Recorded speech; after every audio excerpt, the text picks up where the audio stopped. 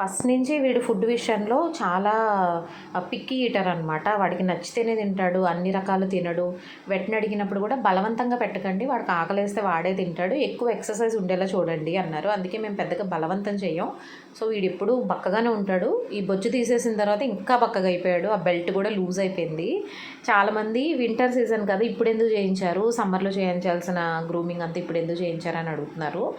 ఏం లేదండి, విపరీతంగా వాడి ఫర్ అనేది షెడ్ అవుతుంది. అసలు పొద్దున్నే ఈ రూమ్స్ అవి క్లీన్ చేస్తున్నప్పుడు ఒక చాటెడ్ వస్తుందన్నమాట వాడి బొచ్చు మొత్తం.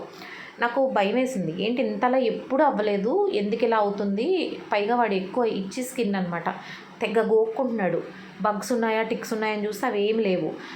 మాకు తెలిసిన వాళ్ళని అడిగితే బెటర్ మీరు ఒకసారి ఫర్ అనేది జీరో ట్రిమ్మింగ్ చేయించండి, వాడికి ఫ్రీగా ఉంటుంది అన్నారు. యూజువల్గా వింటర్లో ఎక్కువ ఫర్ అనేది షెడ్ అవుతుంది. అలాగే ఇచ్చి స్కిన్ కూడా కామన్గా ఉంటుంది డాగ్స్లో ఈ సీజన్లో. కాకపోతే మేము కూడా ఎందుకు చేయించాల్సి వచ్చిందంటే వాడు పుట్టిన తర్వాత అంటే ఈ 5 ఇయర్స్లో ఒక్కసారి కూడా వాడికి మేము ఫర్ అనేది చేయించలేదండి, తీయించలేదు. ఒకసారి ఇన్ఫెక్షన్స్ ఏమైనా ఉంటే, స్కిన్ ఎలర్జీస్ ఏమైనా ఉంటే తెలుస్తాయి కదా అన్నట్టుగా తీయించాము. డాగ్స్కి వాటికి ఉండే ఫర్ కోటే వింటర్ సీజన్లో వాటిని చలి నుంచి ప్రొటెక్ట్ చేస్తుందండి. కాకపోతే మేము వీడికి చాలా జాగ్రత్తలు తీసుకుంటాం కాబట్టి ప్రాబ్లం లేదు.